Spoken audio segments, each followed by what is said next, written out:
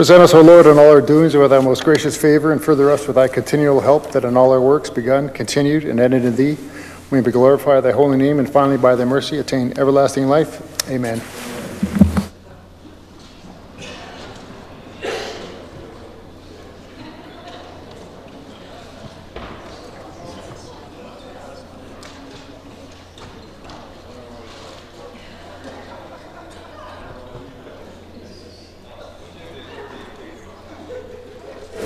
Introduction of guests. Recognize the Premier. Thank you, Mr. Speaker. I would ask leave for an extended introduction. Premier's asked leave for an extended introduction. Is leave granted? Recognize the Premier.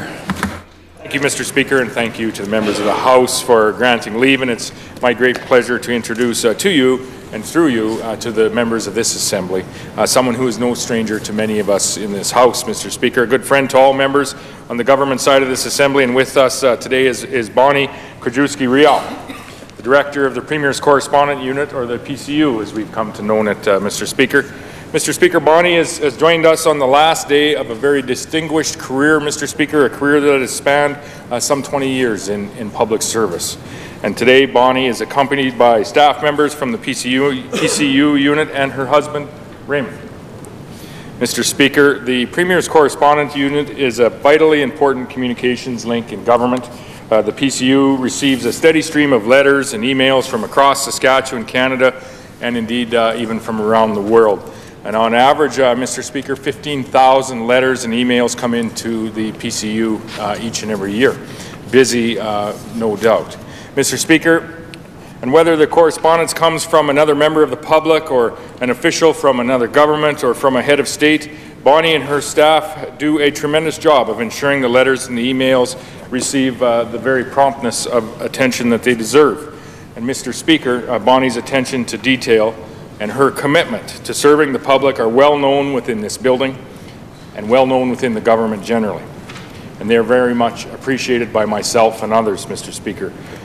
Throughout her career, Bonnie has had the opportunity to serve 3 premiers during her time in government. First, Premier Devine, Premier Wall, and the current fellow, Mr. Speaker.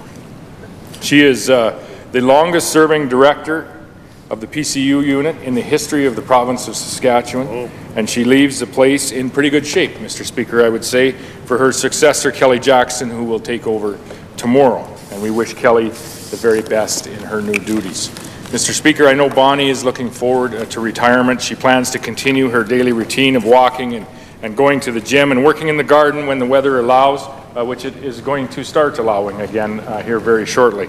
Mr. Speaker, I think Bonnie and her husband Raymond are planning to explore the world in the years ahead, and we wish them the very best in their travels, Mr. Speaker. And I want to take this opportunity to thank Bonnie for her service to the people of Saskatchewan and for her service to me personally. It is appreciated, and I want to ask all members of this House to welcome our guests and thank Bonnie for her service, but welcome our guests to the Legislative Assembly.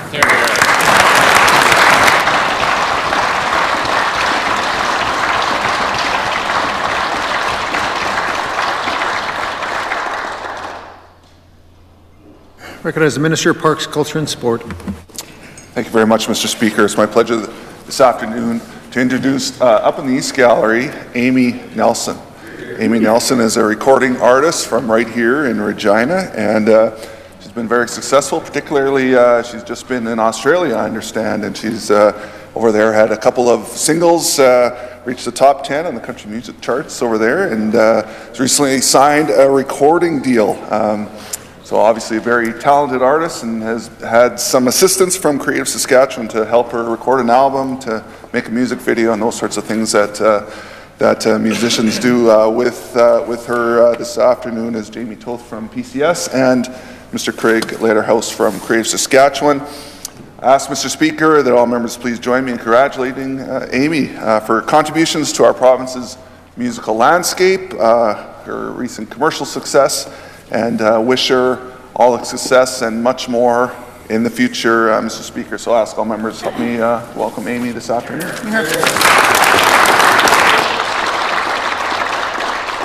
Recognize the member for Saskatoon Centre. Thank you very much, Mr. Speaker. On behalf of the opposition, I too would like to join the Minister in welcoming Amy and the folks from Creative Saskatchewan to their legislature and congratulate Amy on her success. That's a wonderful thing, and that you're out and about representing our great province and you're achieving what your heart wants you to do. So thank you so much. Thank you. I recognize the member for Wall Shakers. Thank you very much, Mr. Speaker. And to you and through you, I'd like to introduce 26 students from George Lee School in the constituency of Regina Wall Shakers. They're accompanied by their teacher, Jenny Davies, and I look forward to meeting with them after question period and answering some very tough questions that they may have for me. So I ask all members to join me in welcoming these students from George Lee School. You're here. Recognize the member for Regina Elphinstone Centre. Thank you very much, Mr. Speaker. It's a real pleasure to introduce to you and through you to all members of the Assembly, a group seated in the Eastern Gallery. I'm speaking of 34 grade 6 and 7 students from Sacred Heart Community School, one of the finest schools in all the land, Mr. Speaker, and certainly good-looking students like that, you figure out how that works. They're accompanied by teachers Dan Koski and Dave Gardner. And it's really good to have them here today at their Legislative Assembly. And we'll look forward to, I'm not sure if he's asking for a deal on a log splitter again or what the Minister of Justice is up to, Mr. Speaker. But I don't know if he wants to do a drop-in. I'm sure the students would welcome him on by. But Mr. Speaker, at Sacred Heart, they have the words of one of the great sayings from the signing of Treaty 6 that was said often by Elder Mike Panay, that education is the new buffalo. Those words are on the wall of Sacred Heart, and they take it to heart every day, Mr. Speaker. So it's really great to see these students and these teachers here at their Legislative Assembly.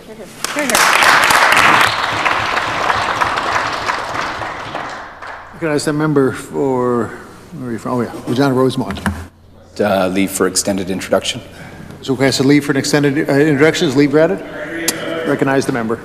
Mr. Speaker, before I get to my guests, I want to briefly join in the words of the Premier and recognize Bonnie's contributions. I had the privilege to work with Bonnie while she worked in education a number of years ago, and certainly this is a good person and has given a lot to our province, so thank you for that service.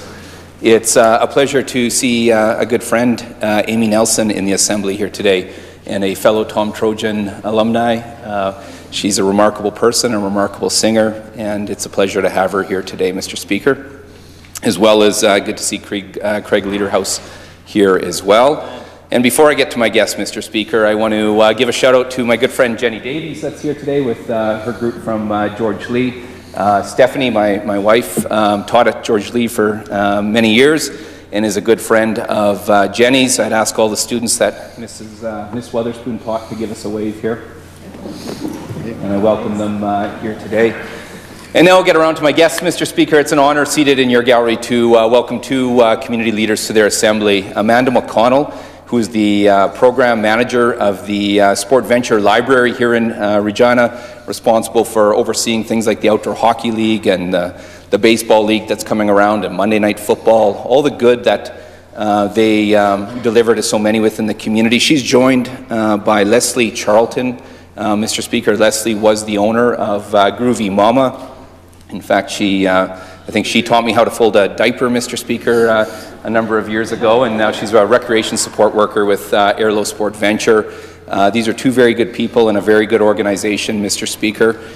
We just finished up the Outdoor Hockey League, which had players at 7 different sites, Mr. Speaker, and I'm not into bragging, Mr. Speaker, so I won't highlight that the Rosemont rink won the final tournament at out at Pilot Butte, Mr. Speaker, but of course, this is an awesome league, Mr. Speaker. I've coached for over 18 years, and this year was particularly special because I was able to take William out, Mr. Speaker, as an underage player to practice with the squad. But I ask all members in this assembly to welcome Leslie and Amanda to their assembly. Thank you. As a member for Regina Northeast. Thank you, Mr. Speaker. To you and through you, I'd like to join in the welcome of Ray Riel, seated in your gallery, And Ray is a talented advisor to many farm families across the province. He does a lot of work helping farm families manage and plan the succession from one generation to the next, and does a lot of good work helping those families. I know they appreciate his assistance, and so I'd like to ask all members to join with me in welcoming Ray to his Legislative Assembly.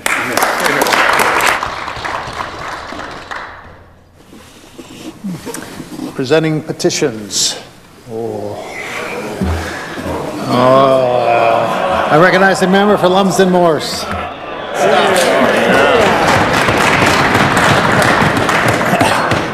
Thank you, Mr. Speaker. I'm pleased to rise today to present a petition from citizens who are opposed to the federal government's decision to impose a carbon tax on the province of Saskatchewan. Mr. Speaker, the citizens of Saskatchewan are concerned with the threat to our economy and the unaffordable increases to the cost of living and doing business in the province, which will result from the federal government's decision to impose a carbon tax on the province of Saskatchewan. Also, Mr. Speaker, it is now clear that the federal government will be charging GST on top of the carbon tax. So now we're paying federal taxes on our federal taxes. Mr. Speaker, this is an ineffective method of combating emissions, and one that's supported by the members opposite. Mr. Speaker, I'll go to the prayer. We in the prayer that reads as follows: respectfully request that the Legislative Assembly of the Saskatchewan take the following action: to cause the government of Saskatchewan to take the necessary steps to stop the federal government from imposing a carbon tax on the province. Mr. Speaker, this petition is signed by the citizens of Hepburn and Regina. I do so present. Hear, hear. I recognize the member for Cumberland. Mr. Speaker, I rise today to present a petition on behalf of the Northern Saskatchewan residents that Highway 102 north of La Ronge is the only access for thousands of residents in Northern Saskatchewan. There is a large volume of traffic on this highway that is involved with transporting goods and services, including school buses, ambulance, medical vans, and police. This highway currently has huge potholes and ruts that pose a real danger to anyone who dares to travel on them. I'll read the prayer. We in the prayer that reads as follows: respectfully request that the Legislative Assembly of Saskatchewan call upon the Sask Party government to make the investments and repairs that are needed to ensure public safety on Highway 102 between La Ronge and Sucker River, and to repave the portion of Highway 102 between La Ronge and Sucker River. It is signed and supported by many people in Northern Saskatchewan. I so present. Hear, hear. Recognize the member for Regina Rosemont. Thank you, Mr. Speaker. I rise once again today to present petitions on behalf of concerned citizens and local businesses and communities all across our province as it relates to the Sask Party government's imposition of the PST onto construction labor and, well, pretty much everything else, Mr. Speaker. And of course, this is pretty much the epitome of a job-killing tax, Mr. Speaker. Here. In this case, the Sask Party government saw a slowing economy and slammed on the brakes, Mr. Speaker, and has hurt an industry and has hurt households across our province. Permits are down across the province. Thousands of Saskatchewan tradespeople have been put out of work. So many of those tradespeople have been forced to leave the province in pursuit of employment, Mr. Speaker, and we're continuing to call on the government to do the right thing and to ensure this exemption is in place on construction again to fire up some jobs and get our economy rolling. The prayer reads as follows. We in the prayer that reads as follows respectfully request that the Legislative Assembly of Saskatchewan call on the Sask Party government to stop saddling families and businesses with the costs of their mismanagement and immediately reinstate the PST exemption on construction and stop hurting Saskatchewan businesses and families. These petitions today are signed by concerned residents of Moose Jaw. I so submit. I recognize the member for Saskatoon-Newtana. Thank you, Mr. Speaker. I'm rising to present a petition on the Regina Bypass project. The people who have signed this petition would like to bring to our attention the following. Very few details about the Regina Bypass project are publicly available, despite it being the costliest infrastructure project funded by taxpayers in the province's history.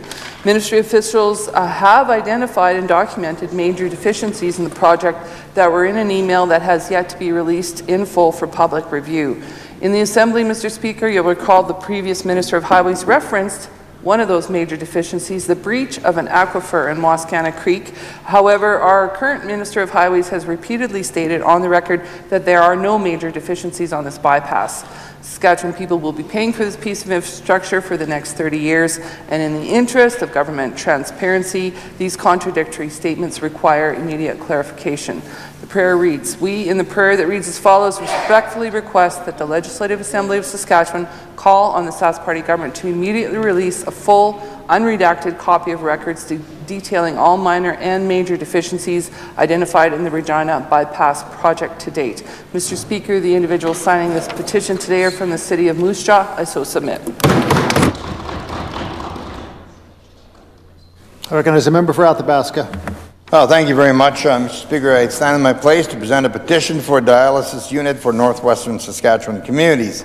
The northwest Saskatchewan residents living so far from the home units in Saskatoon and satellite units in North Battleford or Prince Albert face a significant financial hardship and burden for out-of-pocket costs for travel and accommodations. And Mr. Speaker, there is a regional hospital in La Loche and La Crosse which is linked to Telehealth Saskatchewan. And through the use of telehealth video conferencing technology, clients will be able to access a nephrologist without having to make a trip to Saskatoon for all their consultation. Mr. Speaker, the technicians to run the equipment could be trained, creating more work in the area, and nurses from the locality could be trained to run the dialysis unit. Now, Mr. Speaker, the prayer reads as follows. To cause the provincial government to provide public funding, set up a satellite unit in northwestern Saskatchewan to provide hemodialysis treatment that is in closer proximity to patients' homes. This would greatly lessen the burden for out-of-pocket costs for the people from this area who are undergoing kidney dialysis. This will also allow northwestern people with kidney failure to live where they want to live and not have to be forced to move in order to stay alive. Now, Mr. Speaker, the people that have signed this petition that we presented day after day from community after community, and on this particular page, they're primarily from La Loche, and I so present. Recognize the member for Regina Douglas Park. Thank you, Mr. Speaker. I rise today to present a petition calling for critical supports for survivors of domestic violence. The individuals who signed this petition today wish to bring to our attention the following. Saskatchewan has the highest rate of domestic violence amongst all of the provinces in Canada, and employees who are survivors of domestic violence should be able to take a leave of absence from their employment without penalty. Mr. Speaker, this is what we've called for in our private member's bill, which seeks to have 5 days paid leave be provided to survivors of domestic violence. This isn't an earth-shattering or groundbreaking thing we're asking for the Sask Party to pass, Mr. Speaker. It actually exists in some form of paid days leave in many other provinces, including Manitoba, Ontario, Quebec, Newfoundland and Labrador, PEI, and New Brunswick. Mr. Speaker, none of these provinces' economies have shattered as a result of passing this provision, Mr. Speaker, and I would hope that the Sask Party would look at that and pass this provision in Saskatchewan and do at least as much as we can here to provide supports that are provided in other provinces for survivors of domestic violence, especially considering we have the worst rates in the country. I'd like to read the prayer. We, in the prayer that reads as follows, respectfully request that the Legislative Assembly of Saskatchewan call on the Legislative Assembly to pass legislation providing critical support for survivors of domestic violence. Mr. Speaker, the individuals signing the petition today come from Saskatoon. I do so present. Recognize the member for Regina Northeast. Thank you, Mr. Speaker. I rise today to present a petition from some of the hundreds of students that gathered on the steps of our legislature here a few weeks ago to demand that this government call for real action to fight climate change. They wish to bring to our attention that Saskatchewan produces the highest greenhouse gas emissions per capita in all of Canada, that the Saskatchewan Party government has failed to tackle climate change or reduce emissions to the province's own targets. They wish to bring to our attention that slashing programs and funding for the environment have set our province on a backwards course, and that there has been a steady increase in payments under the Provincial Disaster Assistance Program. Mr. Speaker, the students respectfully request that the Legislative Assembly of Saskatchewan enact a real plan, allocate appropriate funding in the provincial budget to tackle climate change by reducing greenhouse gas emissions, helping families transition to energy-efficient homes, and encourage everyone in the province to take real action to protect the environment. I so present.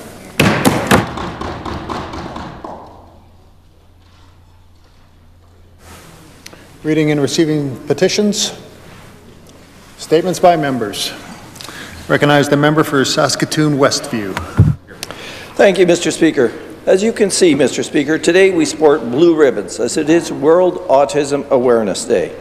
Thank you to my colleagues on both sides of the House who attended the breakfast this morning in efforts to raise awareness for this important day. This day gives people the chance to learn more about people living on the autism spectrum. It also allows the autism spectrum disorder community to share its stories and to build understanding and compassion. In Canada, 1 in 66 children and youth are diagnosed with autism spectrum disorder, and that number continues to grow. Mr. Speaker, our government is proud of our investment in supports and services for people with autism. In this year's budget, we increased autism individualized funding from $4,000 to $6,000 per child under 6. This program gives parents the flexibility to choose supports and services for their children based on their unique individual needs. Also, approximately $12 million in funding is dedicated to autism services and supports each year. This includes $200,000 in new funding for mental health supports for individuals with autism and their families. Mr. Speaker, these investments allow those with autism spectrum disorder to enjoy equal opportunity and full participation in Saskatchewan communities. Mr. Speaker, I now ask all members to join me in recognizing World Autism Day. And as a member for Saskatoon Fairview. Mr. Speaker, today is the 12th annual World Autism Awareness Day, which aims to shine a bright light on autism as a global health issue. This campaign unites people across the globe as they celebrate Light It Up Blue in commemoration of World Autism Awareness. This day hopes to raise awareness of the autism crisis and to increase world knowledge of autism and impart information about the importance of early diagnosis and early intervention. It is also an opportunity to celebrate the unique talents and skills of persons with autism around the world. Around 400,000 Canadians live with autism. In Saskatchewan, families impacted by this disorder have many important supports in their corner.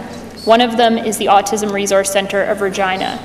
This morning, I attended the World Autism Day breakfast put on by the Resource Centre, along with a number of my colleagues opposite.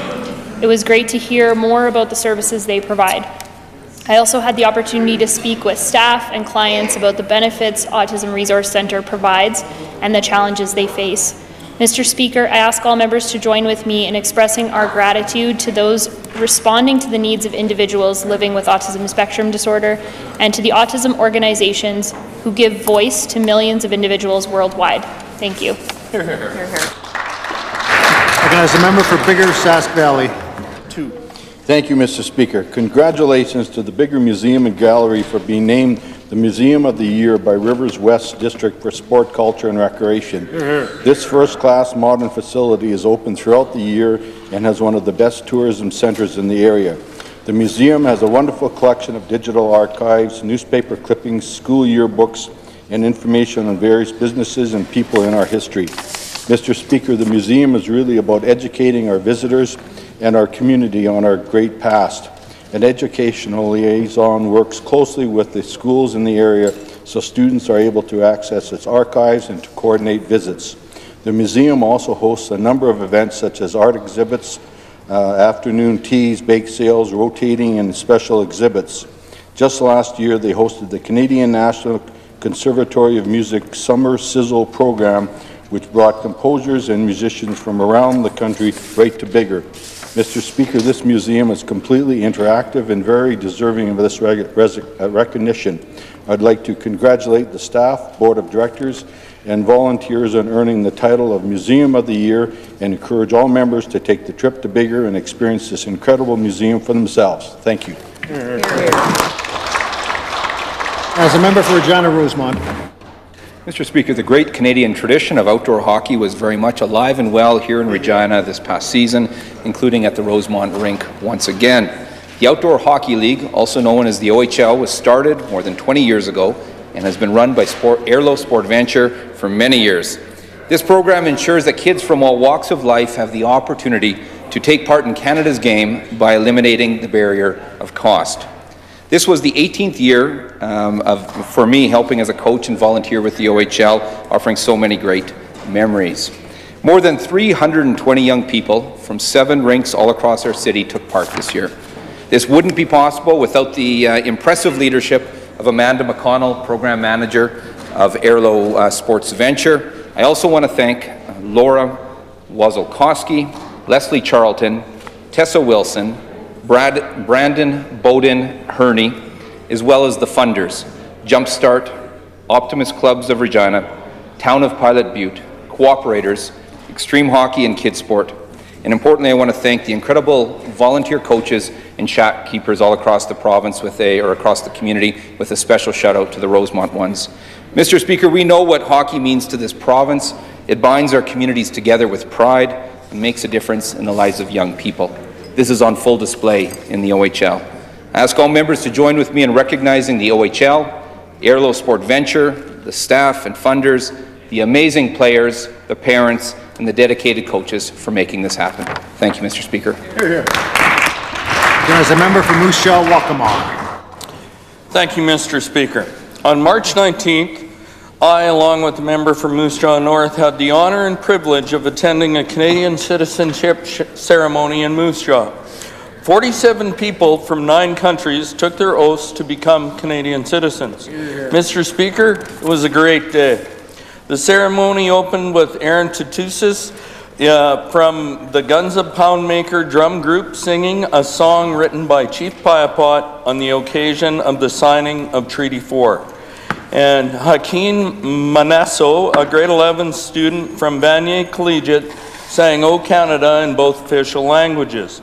Throughout the day, stories of prosperity and hope were shared. Each story was unique, but the overall message was the same. Everyone was grateful for the great country of Canada and for the ability to now become a Canadian citizen. Alfred Vasello, who was at the ceremony, shared the first time he arrived in Saskatchewan from the Philippines 11 years ago, where he was greeted by a blizzard in November. Congratulations to everyone who took their oaths and started their new journey as Canadian citizens. It was an honor to be in attendance that day. Thank you for choosing Saskatchewan to establish and plant your roots. We wish you nothing but success and happiness in your futures. Thank you, Mr. Speaker. Recognize the member for Kelvington-Wadena. Thank you, Mr. Speaker. Mr. Speaker, rural connectivity is important for safety, security, agriculture, economic growth, and many other opportunities. That's why in December 2017, our government announced a 4-phase plan with SaskTel to improve wireless services in rural communities across Saskatchewan. In 2018, we completed Phase 1, a $4.2 million investment in fusion sites to improve high-speed internet, bringing the total number of fusion towers in our province to 103.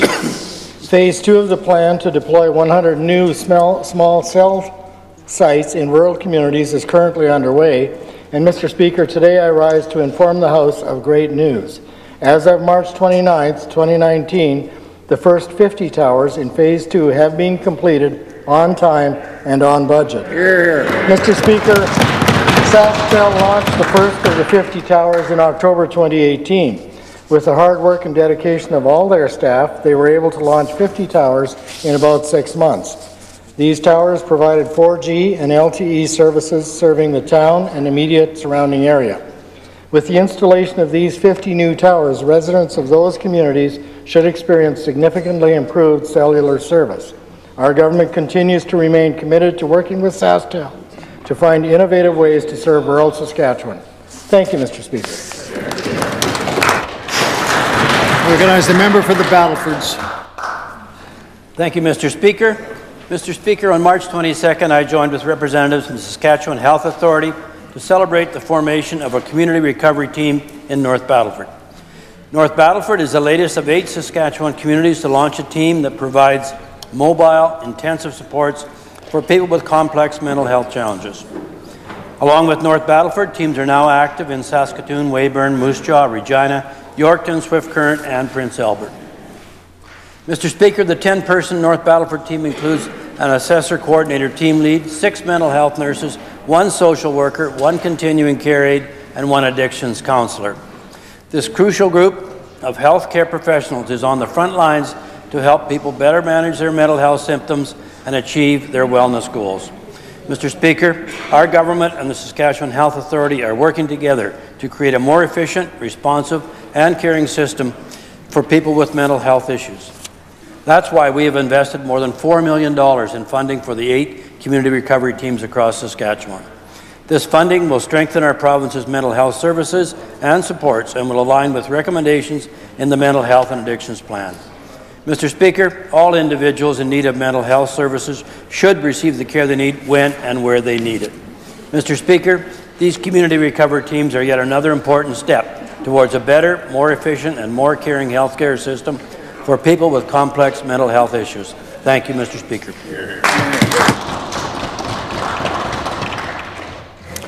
Question period. Recognize the Leader of the Opposition. Speaker. Thank you, Mr. Speaker. Some of the organizers of the rally happening this Thursday have got associations with the Yellow Vest movement, including speaking at the rebranded Yellow Vest Convoy event in Ottawa. Andrew Scheer also spoke at that event, and he's received criticism, and I think rightly so, because he failed to distance himself from the climate change denial, the UN conspiracy theories, etc., that were spoken about at that event. This Premier is not doing much better, Mr. Speaker. He showed no concern when his cabinet members showed up at rallies here in Saskatchewan, despite what the Yellow Vest movement has come to represent, the obsession with the UN and with migration, the climate change denial, and the bizarre conspiracy theories. Despite all this, Mr. Speaker, and despite the climate change denial that's come from organizers of the upcoming event, and despite the connections of those organizers to the Yellow Vest movement, the Premier said he's still going to this Thursday's rally. So my question for the Premier today is, when he speaks at that rally, will he show leadership? Will he speak out and make a distinction and make it clear that he doesn't agree with the wrong-headed views held and promoted by a small minority of those in attendance? Hear, hear. I recognize the Premier.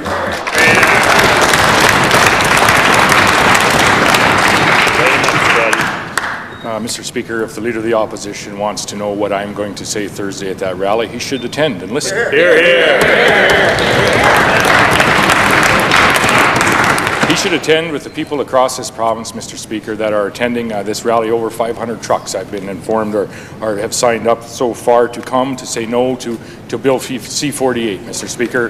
They've come to say no to Bill C-69, and they've come to say no to a federally imposed carbon tax on the people of the province. Mr. Speaker, what we saw yesterday in this assembly was, quite frankly, some of the ugliest identity politics that I have seen in my elected career, Mr. Speaker. We effectively saw the Leader of the Opposition labeling individuals, hardworking Saskatchewan citizens, Mr. Speaker, coming down to this rally. He labeled them as racist, Mr. Speaker. Let him answer. Mr. Speaker, and in fairness, he didn't use that exact word, Mr. Speaker, but he used this word. He used this word, and I quote the Leader of the Opposition. He labeled the people, the hardworking Saskatchewan people attending this rally as anti-Islamic, Mr. Speaker. He labeled them as anti-Semitic, Mr. Speaker.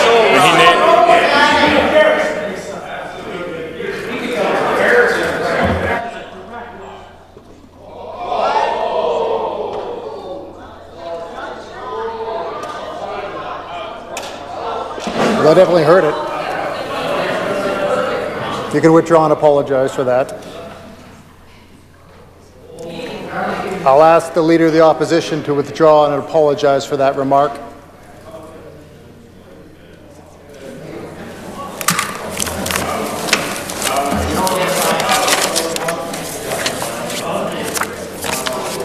I'll ask the Leader of the Opposition to withdraw and apologize for that remark last. Mark, Mr. Speaker, and I apologize. Looking forward.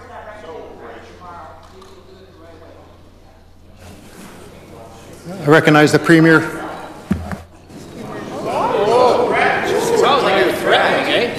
Mr. Speaker. That's a new way to do politics.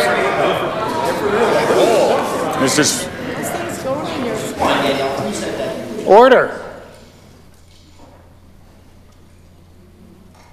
Is this the way we're going to play? Is this it?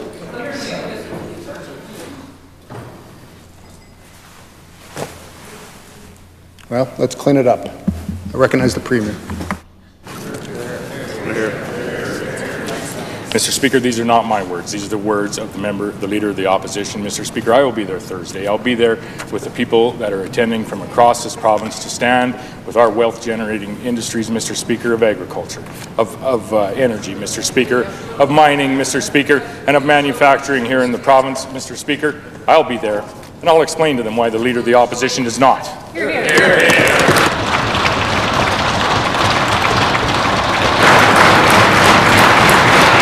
Leader of the Opposition.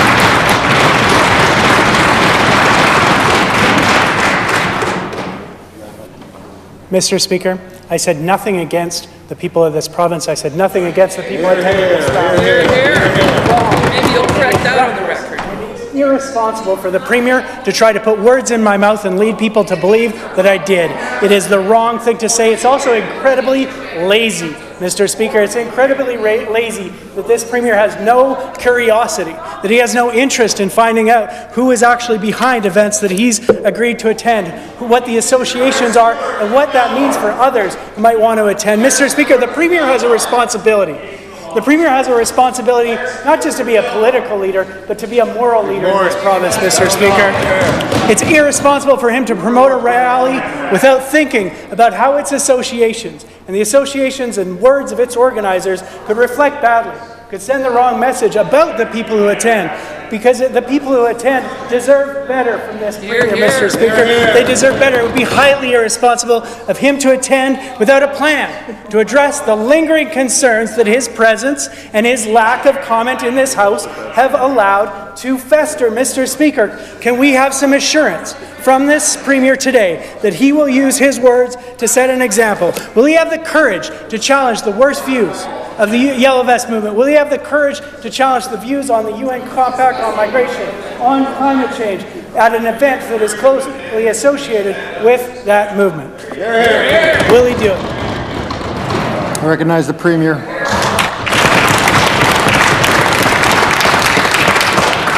Mr. Speaker, the Leader of the Opposition is simply going to have to attend to find out what we are going to say, Mr. Speaker. Mr. Speaker, the fact of the matter, speaking of courage, to stand up and to speak the position of your party, Mr. Speaker, the position, in our case, of the government of Saskatchewan, the NDP leader also attended a rally just as recent as yesterday, Mr. Speaker. That rally was about minimum wage. But the person who organized that rally is an outspoken anti-pipeline activist, Mr. Speaker. That same individual is also an outspoken anti-police activist, Mr. Speaker. They have called for not only the police but prisons to be abolished in the province, Mr. Speaker. By his newfound standards, does this mean that the Leader of the NDP shares both of those positions, Mr. Speaker? By this newfound standard, was his attendance at yesterday's event an endorsement of the organizers' anti-pipeline, anti-police, and anti-prison agenda, Mr. Speaker? Do you endorse these views?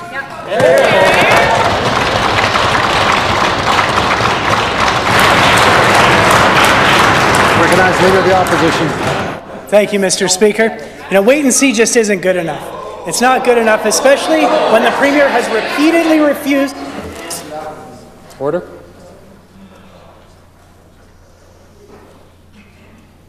And not as soon as I sit down. Order. Recognize the Leader of the Opposition. Wait and see is not good enough, especially when the people of this province need to know why this Premier has failed to distance himself from the Yellow Vests and their toxic ideas in this Assembly. Saskatchewan people who are considering going to this rally deserve to know what they're walking into, and all of us deserve to know what the Premier really believes. Mr. Speaker, I won't equivocate. I don't agree with the anti-pipeline position or the anti-police position, and I am fine to say that. Why won't this Premier stand up and say what he believes? He equivocated yesterday in his scrum, Mr. Speaker. He equivocated in his scrum. Does he believe? So let's find an answer. Does he believe that climate change is the result of human activity and that we need to reduce the burning of fossil fuels here and around the world in order to address this serious issue? Because that's far different than what we've heard from the organizers of this event. Let's have a clear answer. Is it human activity, and should we be doing something about it? Recognize the Premier.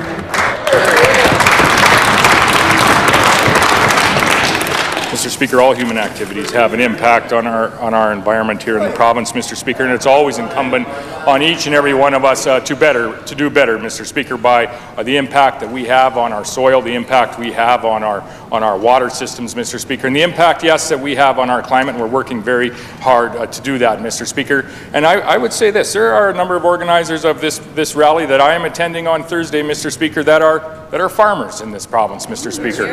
I would put forward they are part of a production system, a crop production system in Saskatchewan that is among, if not the most sustainable system in the world, Mr. Speaker, actually being carbon neutral here in this province, Mr. Speaker. They are also part of a select group of select industry, Mr. Speaker, here in Saskatchewan that is now exporting that innovation and technology around the world so that we are able to address climate change not just within our Saskatchewan borders, not even just within our Canadian borders, Mr. Speaker. We are now taking the innovation and the technology and the knowledge that we have, Mr. Speaker, in that industry, exporting it around the world to do right by all of the people in this world, Mr. Speaker.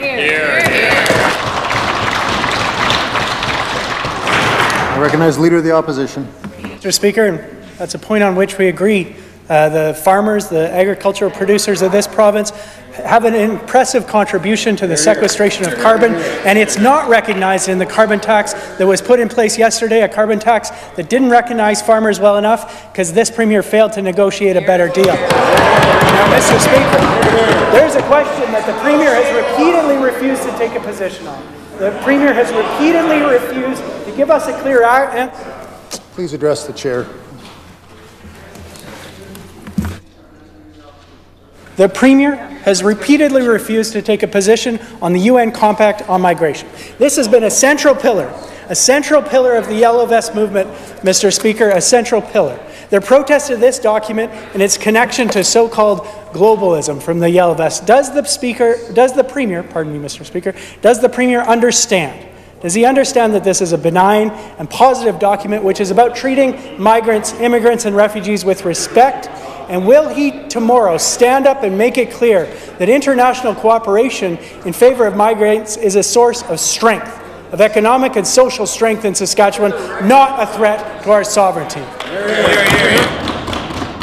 Recognize the Premier.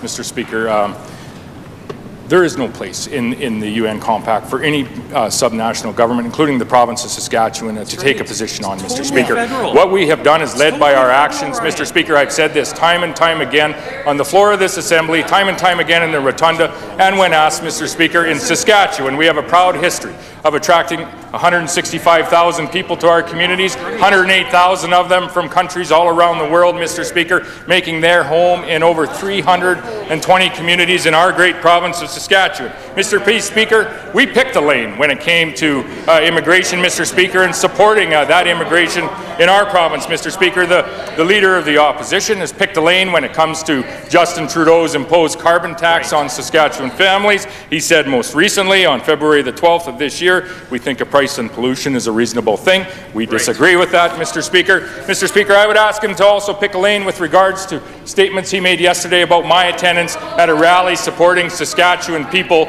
on Thursday of this week, Mr. Speaker. Statements, and I quote, anti-Islamic, anti-Semitic, and anti-immigrant, Mr. Speaker, with my attendance at that rally. Does he stand by those statements, Mr. Speaker?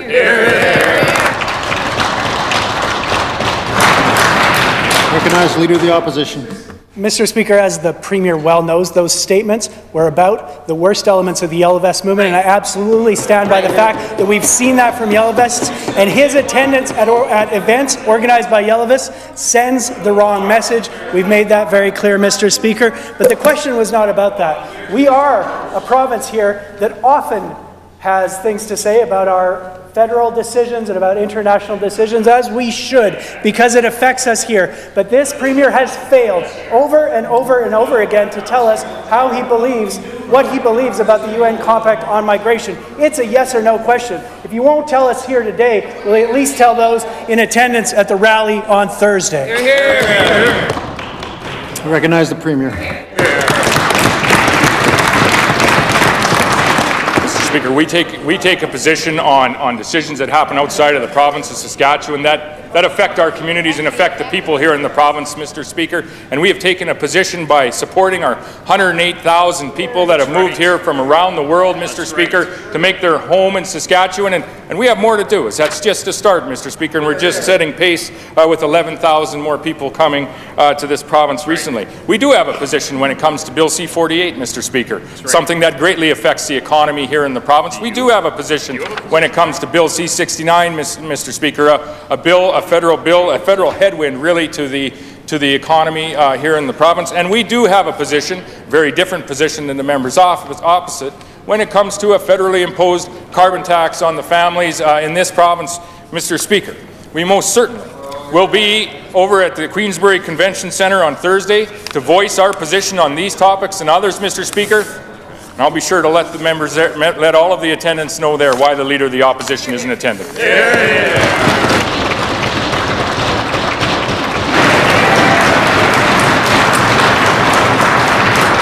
Recognize a member for Regina Elphinstone Centre. Yes, indeed, Mr. Speaker. Yesterday, the Minister of Labour laboured mightily to defend his government's broken minimum wage formula, a formula that's not getting the job done for working men and women in Saskatchewan. Nowhere is that more clear than when you look at how Saskatchewan stacked up against other provinces when that government came into power. In the fall of 2007, Saskatchewan was top of the pack, basically tied for highest minimum wage in the country. We were leaders, and now we're laggards, dead last in the nation of Canada. Right. And when you look at the growth in the minimum wage, it's been slower in Saskatchewan than anywhere else. When will the minister stop defending his broken formula and work to bring in a decent minimum wage for working people in Saskatchewan? Recognize the Minister of Justice. Thank you, Mr. Speaker. Mr. Speaker, if the member opposite wants to know about the men and women in this province, I'd urge him to go to a rally later this week and learn a little bit more about what the working men and women of this province feel, what the pipeline policy of the federal government is doing, what the carbon tax is doing, and then have some sympathy for them on this. Mr. Speaker, in 2012, the NDP conducted a labour consultation. And do you know what that consultation led to? It agreed to a conclusion that we should index the minimum wage. And I want to quote their recommendation. It said, open quote, the Sask Party government should index the minimum wage to take the politics out of regular increases in minimum wage. That was the position they took at that point in time. And Mr. Speaker, we agreed with that. That was something we implemented. That was something that we've done. And that's something that has worked and given transparency and openness and accountability to what's taken place in our province and in our government, Mr. Speaker. Mr. Speaker, the things that the members opposite could do and should do are to take a look around at some of the other taxes that they've voted. Recognize the member for John Elphinstone Centre. Mr. Speaker, the minister tried some of the same tricks yesterday in the Assembly. Right. I think it was hiding behind bogus numbers on take-home pay yesterday. Right. But here's the straight goods. Saskatchewan minimum wage earners are in the bottom half of Canadians when it comes to take-home pay. Most other provinces leave minimum wage workers with more take-home pay because, get this, Mr. Speaker, they have a higher minimum wage. And that doesn't even take into account the Sask Party's PSD tax grab that hits lower income families the hardest. So we'll take no lectures from that government on their minimum wage formula for failing working people. Will that minister get with the 21st century and support what is really needed to put workers first, not dead last, and do what is needed to really fire up our economy, bring in a $15 an hour minimum wage? I recognize the Minister of Justice. Mr. Speaker, the members opposite talk about not wanting to take any lessons from us. Mr. Speaker, the members ought to do nothing different than look back at what their own record is and what happened when they were in government, Mr. Speaker. Mr. Speaker, a person earning minimum wage today in Saskatchewan earns about $6,000 a year more than they did in 2007 under the NDP. Today in Saskatchewan, even with $6,000 a year more in income, the same minimum wage earner actually pays about $200 less per year in provincial income tax. Once again, the NDP's record speaks for itself, and Mr. Speaker, it speaks rather loudly. Mr. Speaker, if the members opposite want to do something productive, if they want to do something beneficial, they should stand up and they should oppose the carbon tax and the effect that the carbon tax will have on all families in our province. The University of Regina report said the federal carbon tax would mean $16 billion hit to our GDP by the year 2030. Mr. Speaker, the NDP can do a better job than what they've been doing so far. Recognize the member for Saskatoon Fairview. Mr. Speaker, as all members are aware, today is World Autism Awareness Day. In spring 2016 election, the Sask Party government promised to provide individualized funding. Unfortunately for children and families, this promise was soon broken after they were elected. It took pressure from families to force the Sask Party government to finally honor their commitment. This delay created a serious gap for families to seek individualized supports and assessments, and many families who have children over the age of 6 are left to fend for themselves. Does the minister believe that the challenges faced by families with children who have autism stop when they turn 7 years old? I recognize the Minister of Health. Thank you, Mr. Speaker. There's a number of points that the member made. Obviously, I don't agree with, Mr. Speaker. We're moving forward with honoring our election commitments. Hear, hear. Mr. Speaker, the whole point when we announced in an election platform that we would move to individualized funding for autism is that at age 6, we need to start somewhere, Mr. Speaker, and at age 6, some supports are available in the school system. Mr. Speaker, we've initiated the individualized funding. We've increased it from $4,000 to $6,000 with this budget, Mr. Speaker. We've taken other action on autism funding. Mr. Speaker, there's a quote from the Resource Centre Executive Director, Keely White, who says, "The Autism Resource Centre is very grateful to the Saskatchewan government for recognizing the unique mental health needs of people with autism. It's a progressive step for Saskatchewan to include autism in the conversation about mental health, and we are now able to provide this much-needed service to those with autism and their loved ones." Mr. Speaker, we know there's more work to do. We're going to continue with it. Recognize the member for Saskatoon Fairview. Thank you, Mr. Speaker. It shouldn't take 2 years to honor an election commitment. Hear, Mr. hear. Speaker, we support the government finally keeping their word, but families are saying there's not much help for kids in grade school and beyond. And some of those families are here with us today watching, so I'd ask the members to pay them some respect. This morning, Aaron Nystrom told CJME that, quote, "It's wonderful that they give the funding for the kids, especially under 6, but for the kids that are over 6, it's not fantastic. We could really use some funding as well," end quote. Mr. Speaker, Aaron's 2 children are both on the autism spectrum, but both are too old to benefit from the government's funding. On budget day, when asked why the funding stops at age 6, government representatives said, after 6, the school system can take over supports. Does the minister really think it's the job of an already underfunded education system to pick up the slack from the health system? Hear, hear. Recognize the Minister of Health. Thank you, Mr. Speaker. As I said, there are some supports. Could we do better? Obviously we can. Part of the platform was to continue funding and to continue expanding the supports, Mr. Speaker. The member opposite obviously is going to criticize, as the NDP will, but let's hear what the Autism Services of Saskatchewan Executive Director Lynn Latta said, Mr. Speaker. She said, "This funding comes at a critical juncture as the need is great and the issues are complex.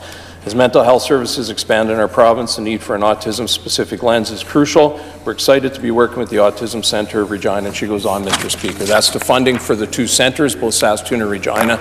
Mr. Speaker, we will continue to expand, but Mr. Speaker, the member opposite is right. The people in this province that are affected by loved ones with autism do need to know the record, Mr. Speaker. And it's simply this. The record of this government right now with the budget improvements this year, there's over $12 million going towards autism supports. Mr. Speaker, when the NDP were in government, it was $500,000. Recognize the member for Saskatoon Fairview. Thank you, Mr. Speaker.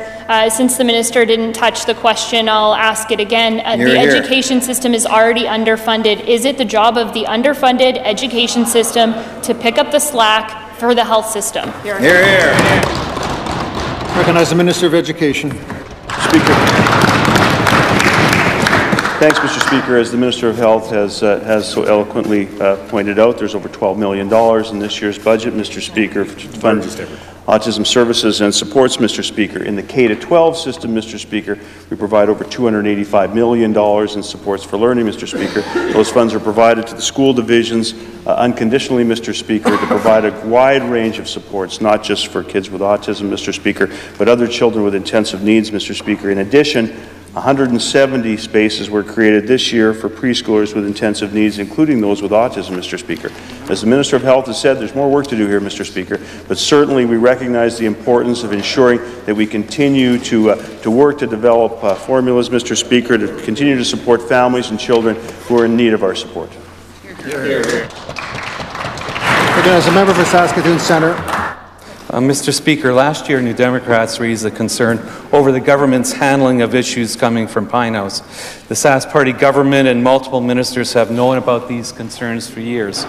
And it's fine for the government to finally recognize they need to act, but these concerns have been known for a long time.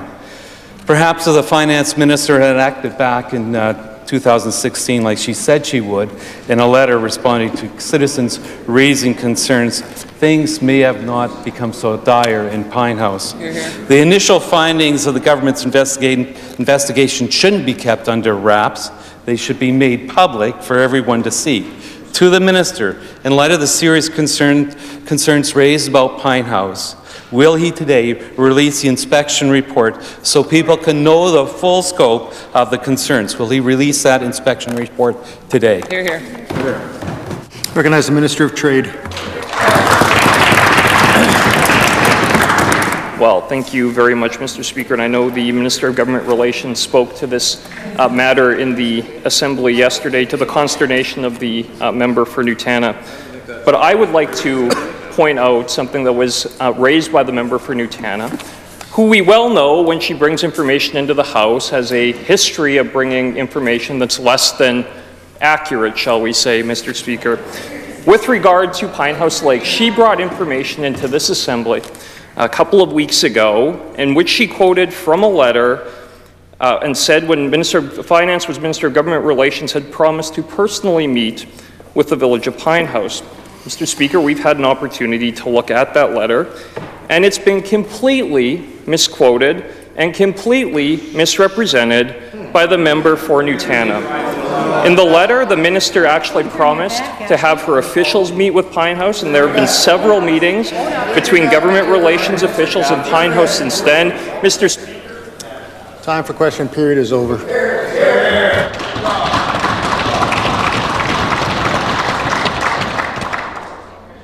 Is the Opposition House Leader on her feet? Make a point of order, Mr. Speaker. What's your point of order?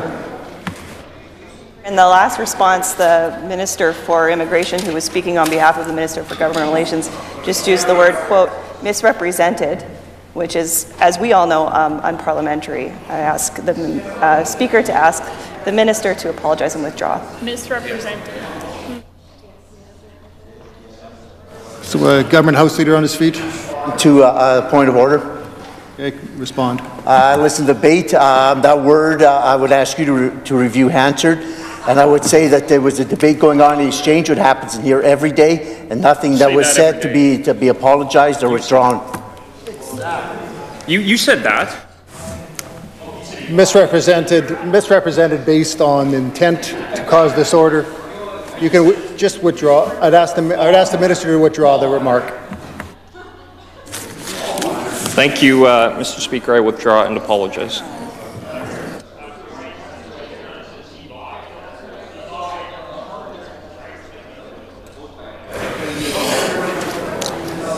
Ministerial statements. Introduction of bills. Presenting reports by standing special committees.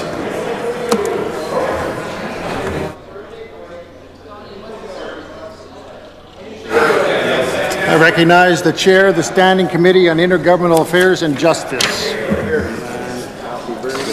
Mr. Speaker, I'm instructed by the Standing Committee on Intergovernmental Affairs and Justice to report Bill Number 155, the Legislation Act, a bilingual bill with amendment.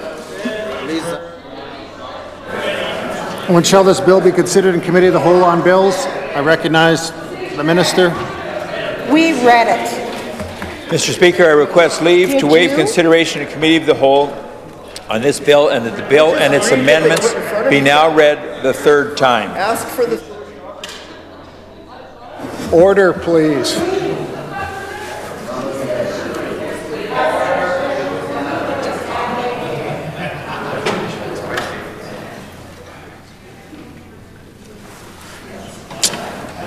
Minister, would you repeat your last statement, please, for me? Thank you, Mr. Speaker. I request leave to waive consideration in committee of the whole on this bill and that the bill and its amendments be now read the third time. Minister has requested leave to waive consideration in committee of the whole on bill number 155 and that the bill and its amendments be now read the third time. Is leave granted? When shall the amendments be read a first time? Recognize the minister. I move that the amendments be now read a first and second time. It's been moved by the minister that the amendments be now read a first and second time. Is the pleasure of the assembly to adopt the motion? Carried. First and second reading of the amendments.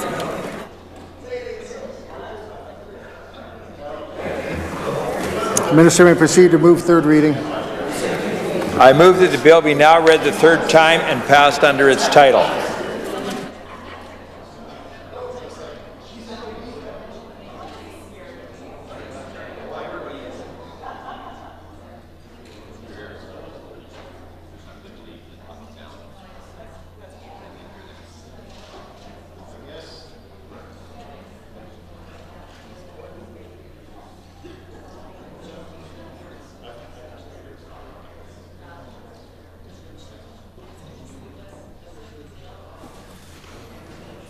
It has been moved by the minister that bill number 155 be now read the third time and passed under its title. Is the assembly ready for the question?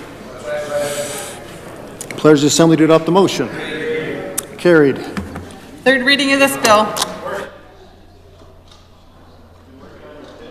Recognize the chair of the Standing Committee, Intergovernmental Affairs and Justice. Mr. Speaker, I'm instructed by the Standing Committee on Intergovernmental Affairs and Justice to report Bill number 156, the Legislation Act, Consequential Amendments Act, 2018, without amendment. When shall this bill be considered in committee of the whole on bills? I recognize the minister. I request leave to waive consideration in committee of the whole on this bill and the bill be now read the third time. Ministers requested leave to waive consideration committee of the whole on bill number 156 and the bill be now read a third time. Is leave granted? May proceed to move third reading. Mr. Speaker, I move that the bill be now read the third time and passed under its title. Moved by the minister that bill number 156 be now read the third time, passed under its title. Is the assembly ready for the question? It is the pleasure of the assembly to adopt the motion. Carried. Third reading of this bill. As the chair of the Standing Committee, Intergovernmental Affairs and Justice. Mr. Speaker, I'm instructed by the Standing Committee on Intergovernmental Affairs and Justice to report Bill number 159, the Securities Amendment Act 2018, without amendment. When shall this bill be considered in committee of the whole on bills? I recognize the minister. I request leave to waive consideration in committee of the whole on this bill and the bill be now read the third time. The minister has requested leave to waive consideration in committee of the whole on bill number 159 and that the bill be now read a third time. Is leave granted? The minister may proceed to move third reading. I move that the bill be now read the third time and passed under its title. It's been moved by the minister. The bill number 159 be now read the third time, passed under its title. Is the assembly ready for the question? Pleasure of the assembly to adopt the motion. Carried. Third reading of this bill. Recognize the chair of the Standing Committee on Intergovernmental Affairs and Justice. Mr. Speaker, I'm instructed by the Standing Committee on Intergovernmental Affairs and Justice to report Bill number 163, the Legal Profession Amendment Act 2018, without amendment. When shall this bill be considered in committee of the whole on bills? I recognize the minister. I request leave to waive consideration committee of the whole on this bill and the bill be now read the third time. Minister has requested leave to waive consideration committee of the whole on bill number 163 and that the bill be now read a third time. Is leave granted? Minister may proceed to move third reading. I move that the bill be now read the third time and passed under its title. Moved by the Minister that Bill number 163 be now read the third time, passed under its title. Is the Assembly ready for the question? Pleasure of the Assembly to adopt the motion. Carried. Third reading of this bill. As the Chair of the Standing Committee on Intergovernmental Affairs and Justice. Mr. Speaker, I'm instructed by the Standing Committee on Intergovernmental Affairs and Justice to report Bill number 164, the Statute Law Amendment Act 2018, number 3, without amendment. When shall this bill be considered in Committee of the Whole on Bills? I recognize the Minister. I request leave to waive consideration in Committee of the Whole on this bill, and the bill be now read the third time. Minister has requested leave to waive consideration in Committee of the Whole on Bill number 164 and that the bill be now read a third time. The Minister may proceed to move third reading. I move that the bill be now read the third time and passed under its title. It's been moved by the Minister that Bill number 164 be now read the third time, passed under its title. Is the Assembly ready for the question? It's the pleasure of the Assembly to adopt the motion. Carried. Third reading of this bill.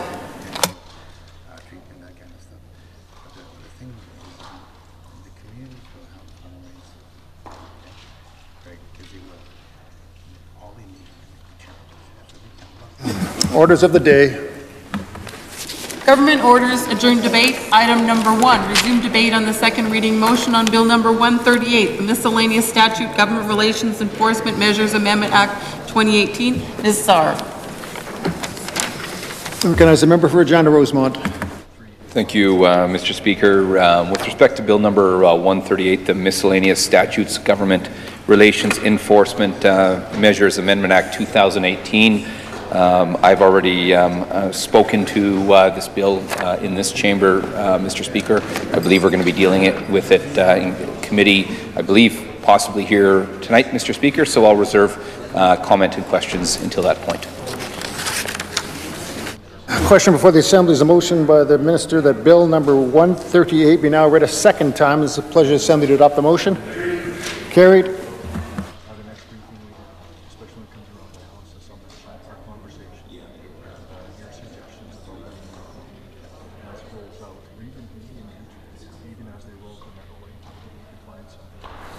Second reading of this bill. To which committee shall this bill be committed? I recognize the Government House Leader. 38, the Miscellaneous Statutes Government Relations Enforcement Measures Amendment Act 2018 be committed to the Standing Committee on Intergovernmental Affairs and Justice. This bill stands committed to the Standing Committee on Intergovernmental Affairs and Justice. Government orders adjourn debates. Item number 4, resume debate on the second reading motion on Bill number 141, the Interpersonal Violence Disclosure Protocol, Clare's Law Act. Mr. Vermette. Recognize the member for Regina Douglas Park. Thank you, Mr. Speaker. I'm happy to rise and enter in the debate around Bill number 141, which is a really important bill, an act respecting the disclosure of certain information in accordance with an Interpersonal Violence Disclosure Protocol Act, or as its short title is known as Clare's Law. Mr. Speaker, a lot of my colleagues have already had the opportunity to speak about this bill. I'm going to make a few short points, and I'm really looking forward to having a discussion at committee because most of this bill, the meat and potatoes of this bill, is still left to be determined and will still be made out in the regulations, Mr. Speaker. So the how this is going to work and who this is going to apply to and what sort of information will be disclosable is all still to be determined. I understand there's some work happening with different stakeholders behind the scenes, Mr. Speaker, so I'm going to be asking questions about who is at that table. I think it's important that there be actual survivors at that table, Mr. Speaker, who can speak to their own lived experience. But what I will say is, as we know, this is legislation that originally sprung out of the UK and is now being implemented in Saskatchewan. The hope is that it will save lives, Mr. Speaker.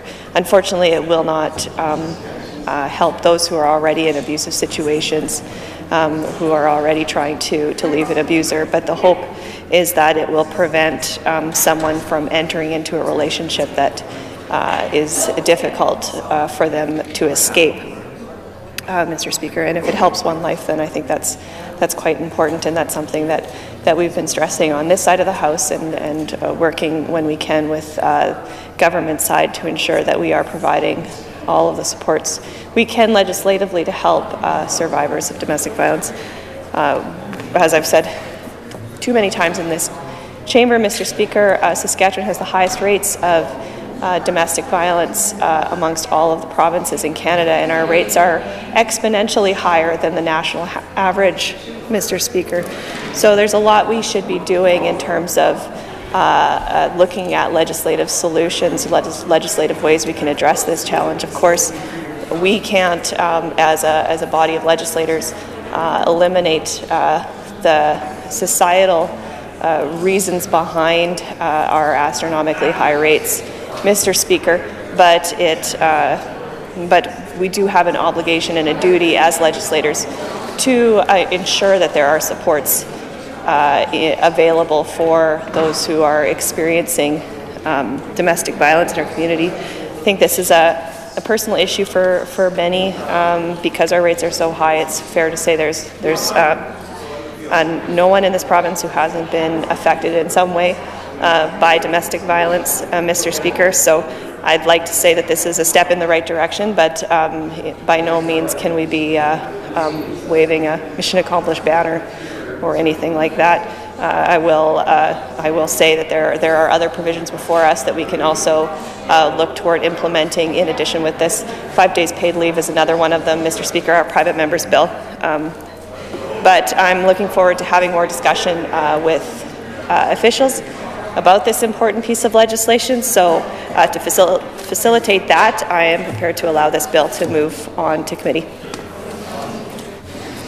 The question before the Assembly is a motion by the Minister that Bill number 141 be now read a second time. Is it the pleasure of the Assembly to adopt the motion? Carried. Second reading of this bill. To which committee shall this bill be committed? Recognize the Government House Leader. I designate the Bill 141, the Interpersonal Violence Disclosure Protocol Clares Law Act, be committed to the Standing Committee on Intergovernmental Affairs and Justice. This bill stands committed to the Standing Committee on Intergovernmental Affairs and Justice.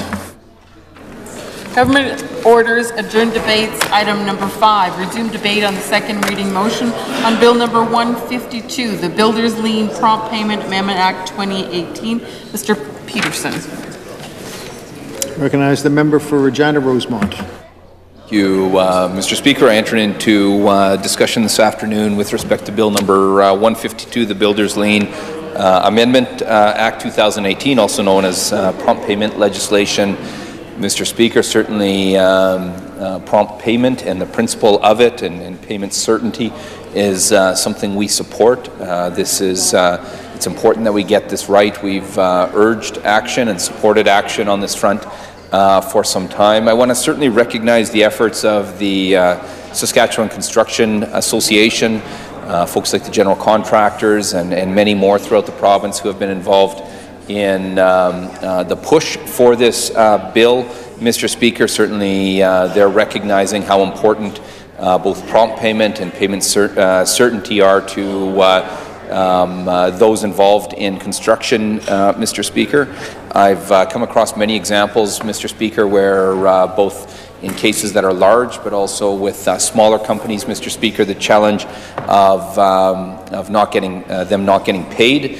I've certainly recognized, or I would recognize, that there's a real challenge for some of the smaller companies, Mr. Speaker. Sometimes owner-operated types of companies where the owner is working the tools as well, Mr. Speaker. They are very small companies, Mr. Speaker, at times, and don't have the ability to invest in legal advice, Mr. Speaker, unless they really have to. They're small operations, often from an accounting perspective as well, and they're really burdened when they're not paid. And I know the example of some builders in our community right now, and some companies that are over 100 days, Mr. Speaker, without being paid. So certainly this isn't acceptable, and we need to find a solution. And this bill holds out some promise. Certainly the Construction Association should be commended for their work on this front.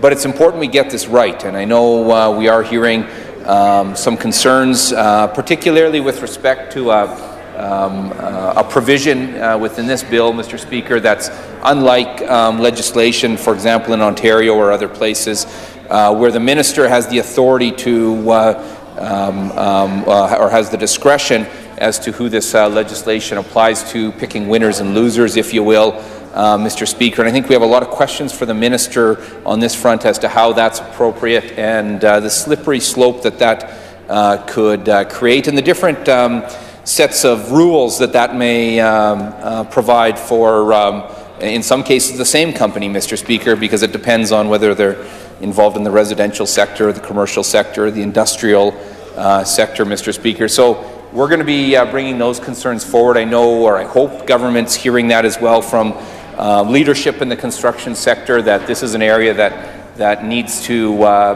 likely be changed in this bill or amended in this bill. This bill also was modeled after legislation in Ontario, I understand, Mr. Speaker. They're just enacting that legislation, or it's simply coming into force right now, Mr. Speaker. So there's something to be said that there's maybe some lessons to be learned out of their experience, and we should be looking for those lessons to make sure we build legislation that's as effective as it can be, and that there's not a set of unintended consequences set up on this front, Mr. Speaker. I know there's been a discussion around whether projects should be bonded, because it's been presented to me that, you know, certainly you can say what you want about the payment needing to be prompt, but if there's not money there, then it's hard for those dollars to flow. So sort of the notion of payment certainty, and I know there's been a conversation and a push around whether or not public projects should require bonding, for example, Mr. Speaker, to ensure that if a company runs into hardship or goes under, Mr. Speaker, that there will be dollars there and assured to all the sub-trades down the line, Mr. Speaker. I've heard as well some concerns out of the residential sector, Mr. Speaker, and concerns around current cash flow realities on this front, Mr. Speaker, and how this bill may impact businesses within the community. And I think we should be sensitive to that and make sure that this legislation is as effective as it can be, ensuring that we can hold up the principle and advance the principle and make sure that businesses are paid promptly and that there's certainty to that payment, while not creating a set of unintended consequences. These questions I have, and the recommendations and the thoughts of many throughout the economy should be certainly heard by this government, and there's a place for them at the committee, and that's where I'll take my questions on this front, is to the committee. So at this point in time, I have no further questions or comment with respect to Bill 152, the Builders Lien Amendment Act 2018. Question before the Assembly is a motion by the Minister that Bill number 152 be now read a second time. It's a pleasure of the Assembly to adopt the motion. Carried. Second reading of this bill. Which committee shall this bill be committed? I recognize the Government House Leader. I designate that Bill 152, the Builders Lien Prompt Payment Amendment Act 2018, be committed to the Standing Committee on Intergovernmental Affairs and Justice. This bill stands committed to the Standing Committee on Intergovernmental Affairs and Justice. Government orders adjourn debates. Item number 10, resume debate on the second reading motion on Bill number 165, the Workers' Compensation Amendment Act 2018. Ms. Mowat. Recognize the member for Regina Rosemont.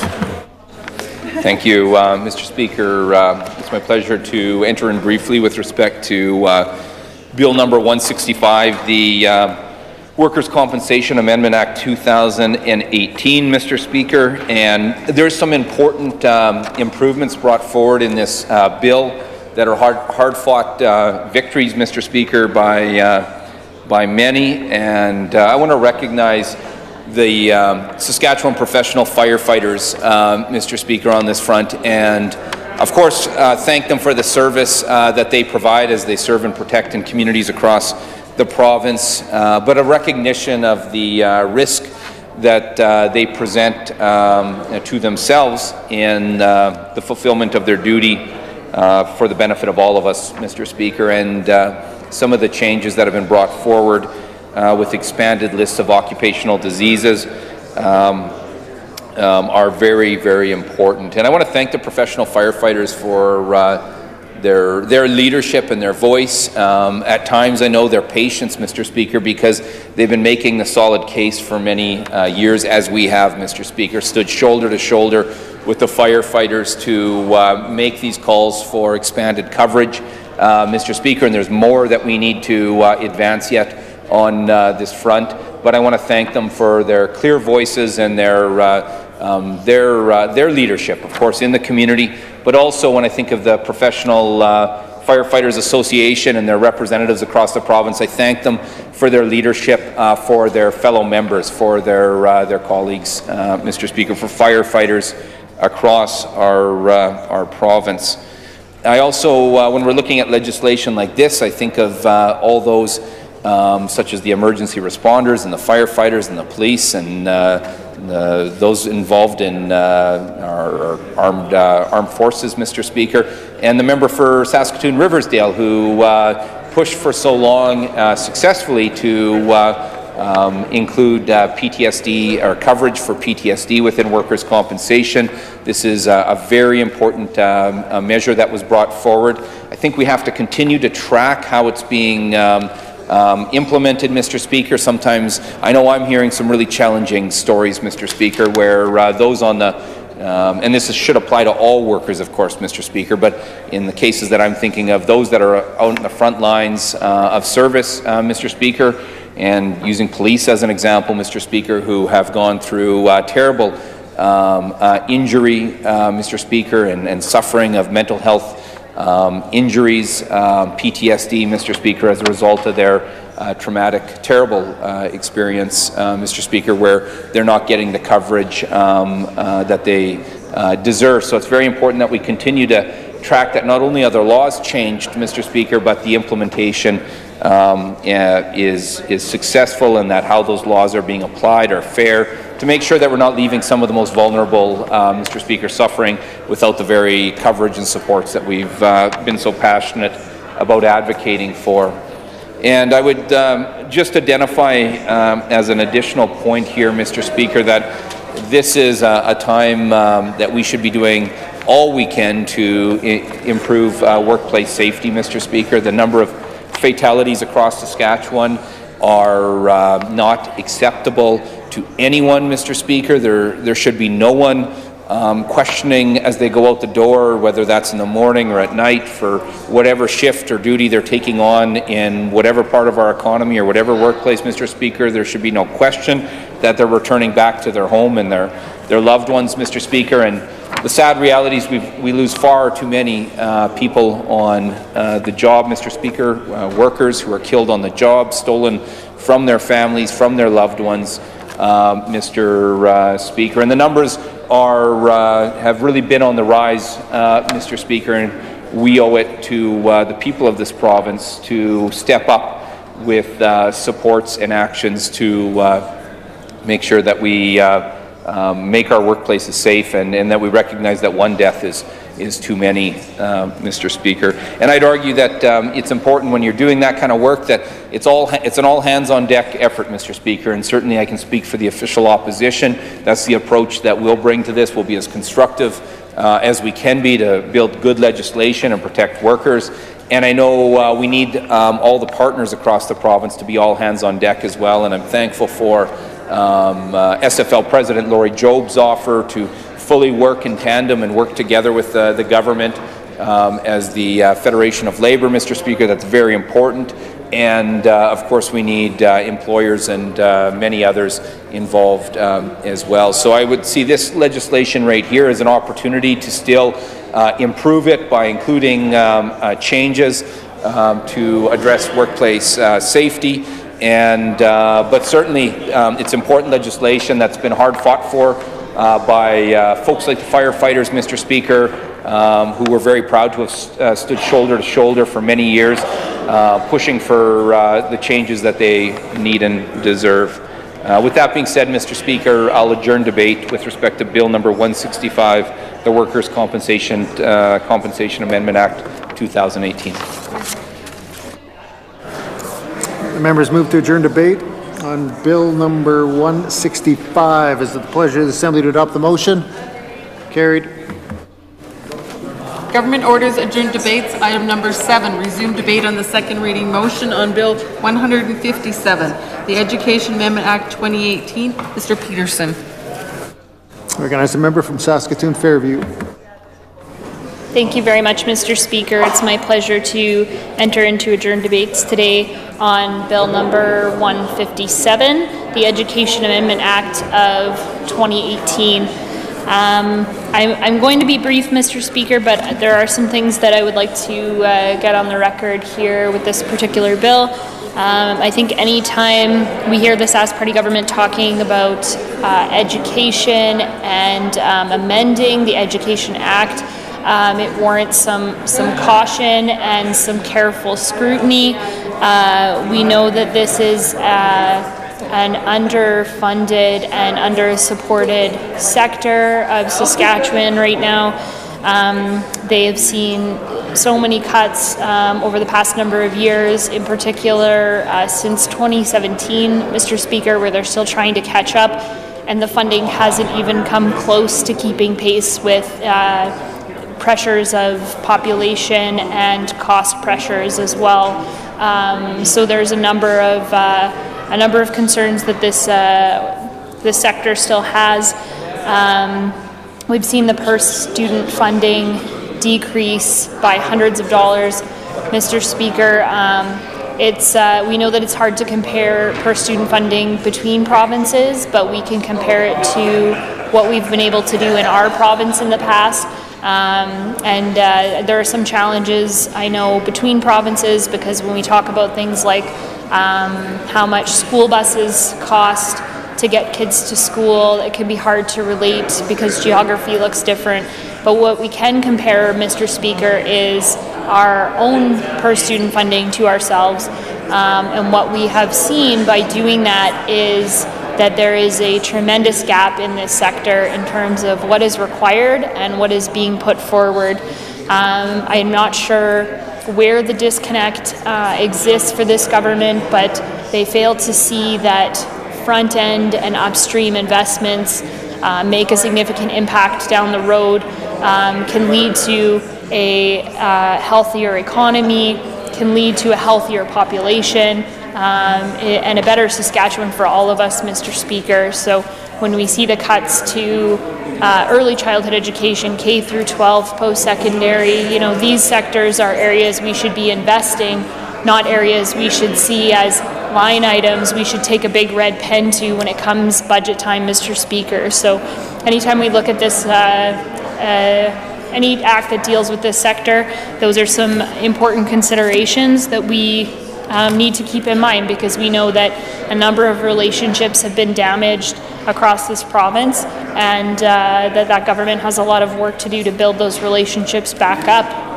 And it starts with prioritizing folks in the sector. Mr. Speaker, when the minister was providing a second reading speech here, he identified that several amendments were being made that are housekeeping in nature and are required to, and I'm quoting, reflect current drafting and terminology standards, changes to other acts, and recommendations from the Saskatchewan Professional Teachers Regulatory Board, the Ministry of Justice, and the Ministry of Education. So what some of these changes are being proposed are correcting and changing the terminology in both English and French versions of the Act, exempting the City of Lloyd from paying proceeds of the school tax received to the government as the City of Lloyd pays boards of education directly, changing the clause on the acquisition of personal property by a board of education to clarify that boards of education have the authority to manage their own personal property, and changing the clause on the disposal of real and personal property by a Board of Education. So we know that this is an important piece of legislation and any changes need to be closely scrutinized. We are going to be doing that, Mr. Speaker, and I know more of my colleagues will have more to say in terms of their thoughts on this legislative change, and we'll certainly have more to discuss when it goes to committee. But with that, I will move that we adjourn debate on Bill number 154, the Education Amendment Act 2018. Members move to adjourn debate on Bill number 157. Is it the pleasure of the Assembly to adopt the motion? Carried.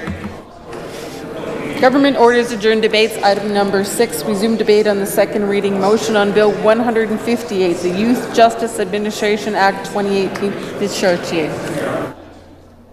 As a member for Prince Albert, Northcote.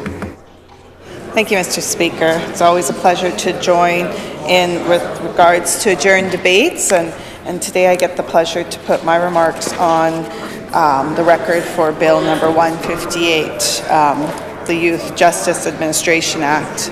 Mr. Speaker, prior to being elected, I've often talked about my experience of working at mental health, but for the last 4 years of working at mental health, I had what I declared to be my dream job, which was working with incarcerated youth.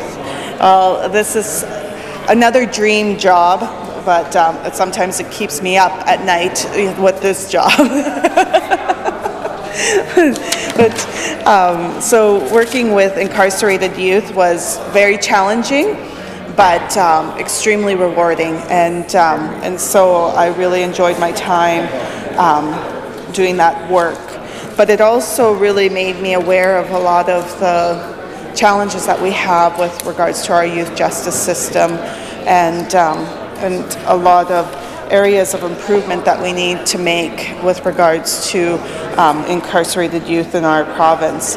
And so this particular piece of legislation has been of interest to me, and I reviewed it, and although I am happy to see that the government is looking at reviewing the legislation for youth that are incarcerated, I am really troubled with the fact that a lot of the language within this piece of legislation relies on discipline and appeals, and not necessarily the rehabilitation factor of youth, incarcerated youth. Mr. Speaker, we know that youth that tend to get to the point of offending and becoming incarcerated oftentimes have a history of trauma, and childhood trauma has long-lasting effects on youth, and if we don't make an effort to try to work with regards to that trauma, we're not doing any service to these youth or helping them through this process. I always said that this was a great opportunity that we had with these youth to have them in these locations where we could put a lot of rehabilitation programming into the facilities, but we don't, Mr. Speaker, and it's a lost opportunity, I believe. I also, while I was reading this piece of legislation, it made me start thinking about the closure of the North Battleford facility. We know that because of the new mental health hospital in North Battleford, which it's definitely was needed and is a great asset for our province. The facility, the youth facility, was connected to that building, and that building is no longer viable to have these services in. And so my understanding, and I could be corrected, but my understanding was to close that facility and house the youth in that are especially in closed custody. I believe they have remand and closed custody there, to have them in facilities in other areas of the province. But my understanding is that this will mean that there's no closed facility north of Saskatoon, which really concerns me because we have a lot of youth that are in our facilities that their home communities are north of Saskatoon. And the further that we keep youth away from their families, although I know the justice system does try to work on connecting them with family, it just makes it a lot harder for families to stay connected, and youth really required to have their family, even though they like to deny that their family is a necessity in those teenage years. It is a time that they do need their family around. So in Prince Albert, we have a remand center and an open facility. And the beds, I believe, are for the most part full, because a lot of individuals choose to stay in the Prince Albert area so that they could be close to family. But I think we are a prime location, an obvious location, if we're going to build a new closed facility. And so I'll put that plug here, and I know I've looked at land near the facility that we have, and that would be definitely welcomed by the community to have a facility in that location. And then it would be great if we could make that a facility that's really focused on rehabilitation. So I wanted to draw some attention to the remarks that the minister made when presenting this bill. He said, quote, "The long-term reduction of youth offending occurs when youth are held accountable through a balance of meaningful consequences and rehabilitation." Mr. Speaker, I agree with the minister with regards to that statement, but like I said, within this piece of legislation, there really isn't a lot of talk about rehabilitation. And so I think this was a missed opportunity. I'll point to some of the things that are discussed with this piece of legislation. There's a lot of language with more comprehensive piece of legislation to govern the youth custody facilities in our province. They talk about how searches are conducted for youth workers, visitors, family, and the discipline process, how that will look and be more structured. They also talk about the appeal process for youth, which is an important process, but they increase the ability for youth to appeal if they request a transfer and it was denied, or any of their losses of privileges, they can appeal. It also talks about, it defines secluded room time and how long a youth can be kept separate from the other youth in the facility. We know that's been a big topic federally with regards to seclusion in facilities, and how that oftentimes people who have extreme mental health issues end up in these in the secluded areas due to their behavior, but then being secluded increases your mental health issues, because obviously when you don't have a lot of contact with other individuals, that makes a person feel really isolated and increases their mental health issues. Youth will have an increased right to consult with legal counsel and the children's advocate, and support for completing written submissions. I think this is also a really important aspect. And there'll be limits for physical force or restraining. This is really good and nice, and hopefully youth will have the opportunity to know that this is available to them, and then they can know where their rights are.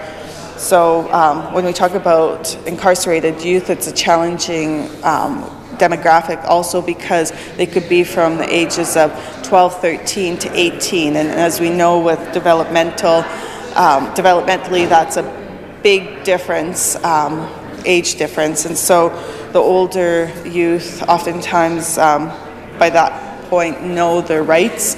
The younger youth might not, or they might have some other challenges with regards to language barriers. That was an issue when I was providing counseling to these youth, was that English was not their first language. And so oftentimes a lot of the resources that we have are in English, and so that was a challenge to be able to provide that service with having that language barrier. And I think that's also important to note that Aboriginal youth in custody are overrepresented in this province. In 2016-17, they indicate that 92% of youth males that were incarcerated were Aboriginal, and for females it was 98%. So that's definitely a high number, and we have to figure out what we can do to reduce Aboriginal youths in custody, because we know that with representation in our province, they're not overly represented in our province, but then they're overrepresented in our youth facility centers. So that's definitely deeply concerning, Mr. Speaker.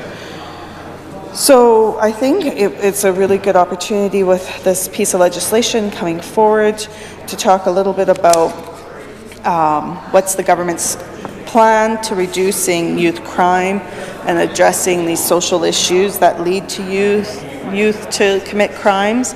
It's also a great opportunity to talk about what's the government's plan on increasing rehabilitation within centres and helping youth become more successful when they're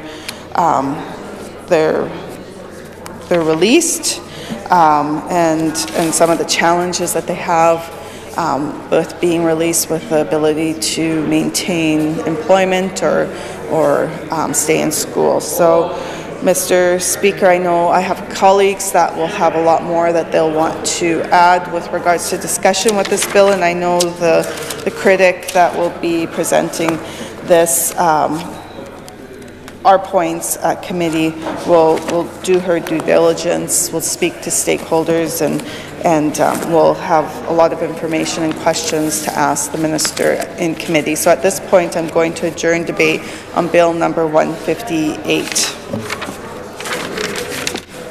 Members move to adjourn debate on Bill number 158. It's the pleasure of the Assembly to adopt the motion. Carried. Government orders adjourn debates. Item number 9, resume debate on the second reading motion on Bill number 161, the Trespass to Property Consequential Amendment Act 2018. Mr. Witherspoon. Recognize the member from Saskatoon Riversdale. Thank you, Mr. Speaker. It's my pleasure and privilege to wade into the debate today on Bill number 160, the Trespass to Property Amendment Act 2018. Often doing these second reading speeches, Mr. Speaker, I always say that it's important to look at the minister's comments or his own speech or her own speech when it comes to the government's position or what they're hoping a particular bill will do. And so I'd just like to draw your attention to the minister's second reading speech, where he's explaining why the bill is before us, and he says, quote, "The government was encouraged to review existing rural trespass legislation in response to increasing concerns regarding crime, property damage, and biosecurity. We are hopeful that this legislation will be a step forward in addressing these concerns," end quote. So that gives us a sense of where the government is coming. They are putting forward this particular bill, they say, to address crime, property damage, and biosecurity. And admittedly, Mr. Speaker, I'm a city kid. I born and raised in Saskatoon. I live across the street from where I've grown up, so I am a city kid, but I'm always eager and interested in learning about what life looks like for people outside of Saskatoon and across this province, and that's part of our job as MLAs, not just to be MLAs for our constituency, but for the whole of the province. But just putting that on the record, that this, I also am not a hunter or a fisher person, but actually after listening to my colleague's really lovely speech, and I think an important speech on this topic yesterday, I've had an offer from my colleague from Regina Rosemont to take myself and my daughter out hunting. He has a true connection to this land and has done he's done a lot of the government's due diligence, which they should have been doing, Mr. Speaker, through his connections with many, many people across the province. One of the things that I think is very important when you're putting a piece of legislation forward, it's always good to review existing legislation and see where we're at and what can be changed or what needs to be amended. And a big part of that review and that process is to consult people who are impacted by that legislation or will be impacted. And a consultation isn't just writing legislation and then talking to people on the day that the bill will be introduced. Consulting should be real and meaningful, and connecting with people who will be impacted in a way where they may have an opportunity to put forward, not where they may, but where they will have an opportunity to be heard and share their concerns about consequences and unintended consequences. And from my understanding, Mr. Speaker, with respect to this particular bill, we think about the original hunters and fishers on this land, Indigenous people, and there was very little consultation done with our leaders here in this, with leaders, Indigenous leaders here in this province to get their perspective, Mr. Speaker. I also understand too that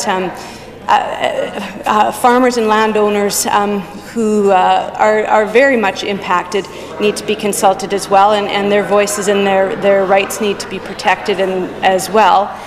So that's one piece of the puzzle, but making sure that we've connected with everybody who will be impacted. The Saskatchewan Wildlife Federation, I understand, was kept completely out of the loop. So people who have been using this land respectfully should have been part of that process, Mr. Speaker. It was interesting in my colleague's speech, my colleague from Regina Rosemont yesterday. As I'm not a hunter, my father actually was an avid hunter, but never passed that down to his daughters anyway. That wasn't something I ever did growing up. But it was interesting hearing the member from Rosemont's comments around how hunting really is very different here in Canada compared to other parts of the world, where in the U.S. it's very much a pay to play or pay to access land, or how hunting was the domain of the elite, people who have money in places like the U.S. or looking in places like Europe as well, Mr. Speaker. And from my understanding, that's not at all how things were designed here in Saskatchewan. But if you're putting forward a bill, and a bill that rightfully so needs to be debated and discussed to make sure that landowners are feeling safe and secure and respected, and all parties have an opportunity to put forward their concerns, if you put forward a bill, it should address the problems that you're hoping it will address. And the minister, in his very own comments, said this was about regarding crime and property damage. That is part of the reason this bill is before us. I need you, Mr. Speaker, to reflect back on about the last 6 years where crystal meth, or methamphetamine, has been an increasing challenge here in Saskatchewan, not just in urban areas. I can point to urban areas for sure, just looking at stats from Saskatoon that I just got on Friday night that are very Saskatoon specific.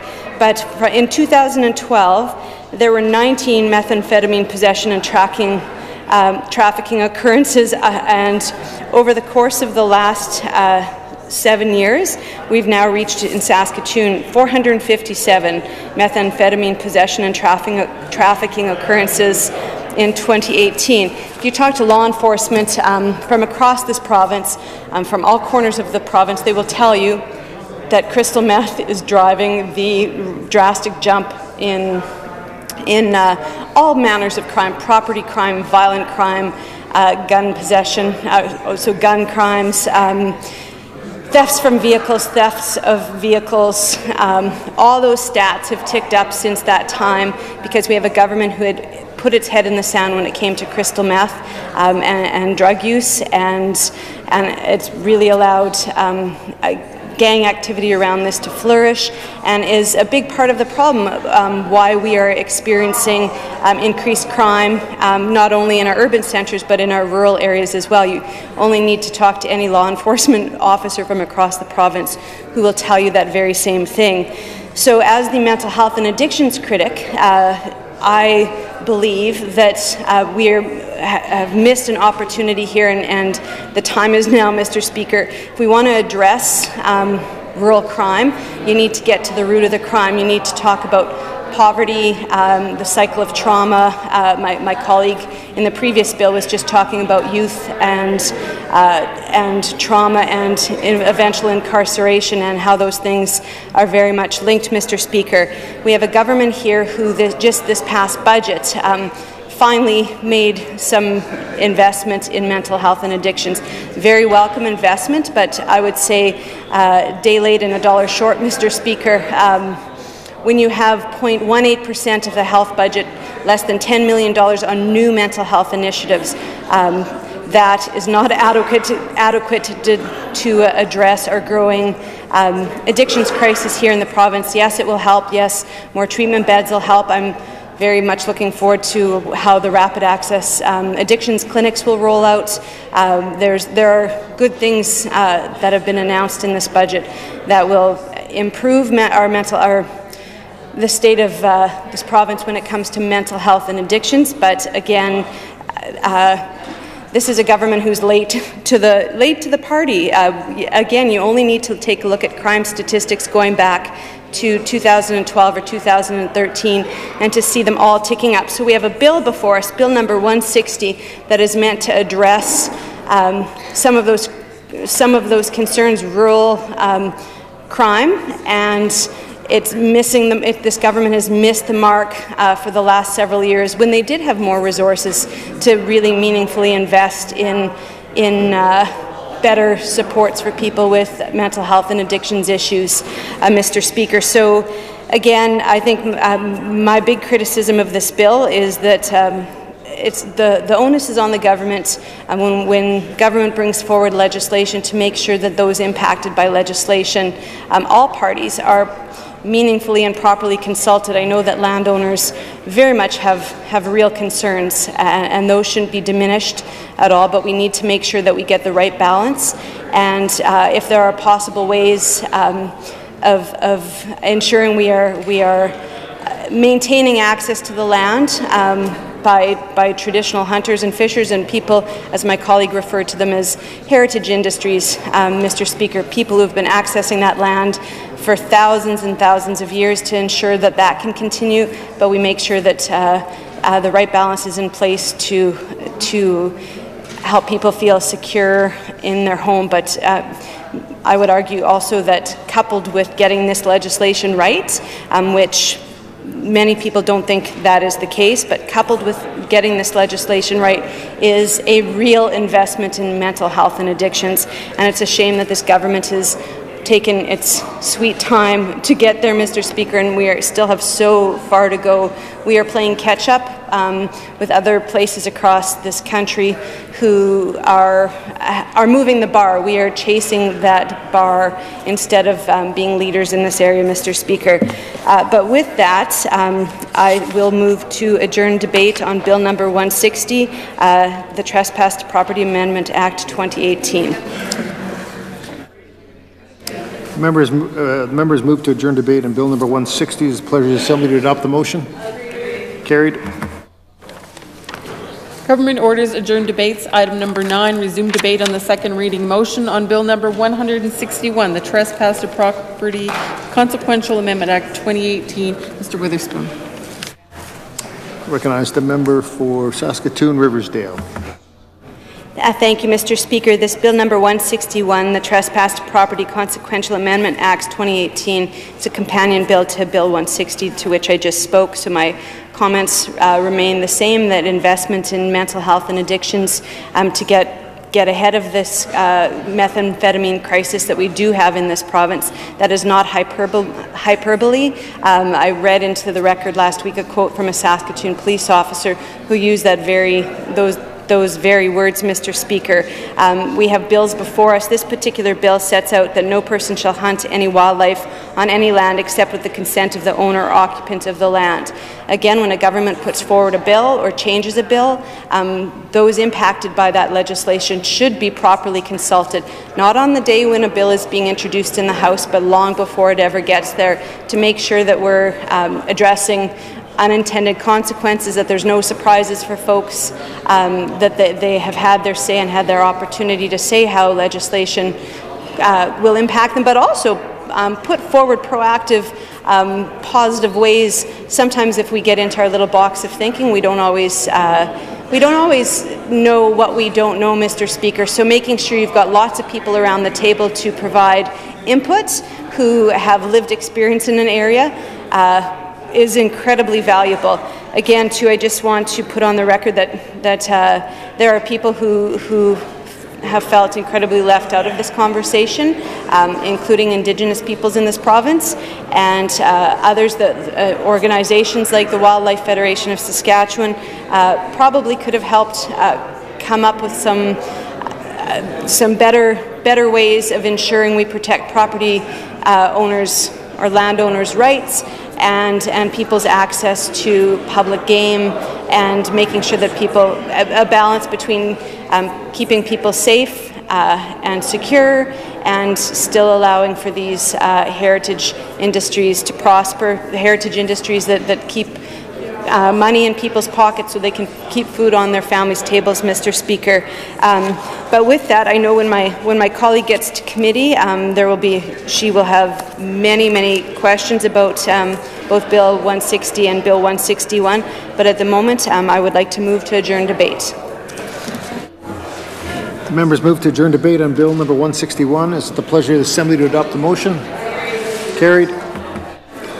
Government orders adjourn debates. Item number 2, resume debate on the second reading motion on 136, the Apprenticeship and Trade Certification Act 2018. Mr. Peterson. Recognize the member for Regina Douglas Park. Thank you, Mr. Speaker. I'm happy to rise this afternoon and enter into the debate around Bill number 136, the Apprenticeship and Trade Certification Act. Mr. Speaker, this bill repeals and replaces the Apprenticeship and Trade Certification Act 1999. It's a new bill that is going to regulate the apprenticeship system, as well as outlining the procedures for the training of apprentices, journey persons, and trade persons. It's also going to add a few new categories, 2 specifically, that were not included for mandatory training in the previous bill, and sets out the mandate, purpose, and responsibilities of the Saskatchewan Apprenticeship and Trade Certification Commission. It's also going to establish that the Saskatchewan Apprenticeship and Trade Certification Commission has the authority to implement the designation of occupations and subtrades in Saskatchewan as well, Mr. Speaker. It's going to introduce mandatory certification trade and a certification-only trade, and introduce some additional measures to enforce the previous regulations for employers who do not comply. There is some interesting questions, I think, that this bill leaves, that I know the critic is going to be having a full discussion with the officials at committee and the minister at committee. Some of the questions include what the official registration looks like, and to whom is that registration going to be made available. And also how this legislation will enforce this compulsory apprenticeship trade, how that's going to work with industry and with public demand. Mr. Speaker, there's also some questions around what sort of impact this bill will have on skilled tradespeople in Saskatchewan. We know that some of the decisions that the Sask Party has made with respect to, in particular, the PST expansion onto construction has had some very serious impacts in our construction industry in the province, and that in turn has slowed down the economy and the trade work in this province in particular. So it's important to ensure that the the changes in this bill here are protecting the public and protecting the workers, but also are also not doing anything that would result in less demand for apprentices and journey persons. Mr. Speaker, I know that the critic will be and has been reaching out to those who work in the industry, as well as other stakeholders who are interested in this legislation. And that's some good work that's being done behind the scenes, Mr. Speaker. I know I have other colleagues who are going to enter in the debate around this bill, so at this point I am prepared to adjourn debate on Bill number 136. Members move to adjourn debate on Bill number 136. It is the pleasure of the Assembly to adopt the motion. Carried. Government orders adjourn debates. Item number 3, resume debate on the second reading motion on Bill number 139, the Foreign Workers Recruitment and Immigration Services Amendment Act 2018. Ms. Charchi. Recognize the member for Prince Albert Northcote. Thank you, Mr. Speaker. Again, it's an honour to stand here and add my remarks with regards to adjourned debates. And today I'll be talking a little bit about Bill number 139, the Foreign Worker Recruitment and Immigration Services Amendment Act. I think it's very important that we continuously review pieces of legislation, and we know that oftentimes our foreign workers are some of the most vulnerable work sector within our province, because they come from sometimes some countries that might not have the type of employment acts that we do that ensure safety for employees, and so they may not be aware of their rights within the province. And I know I've heard of some stories, and I'm sure many members in this chamber have heard stories of some people who maybe misuse foreign workers because they may feel that in order to be able to make some money, because they come from some of the most poverty-stricken countries as well, that they feel that they have to do things that within our province isn't appropriate for workers.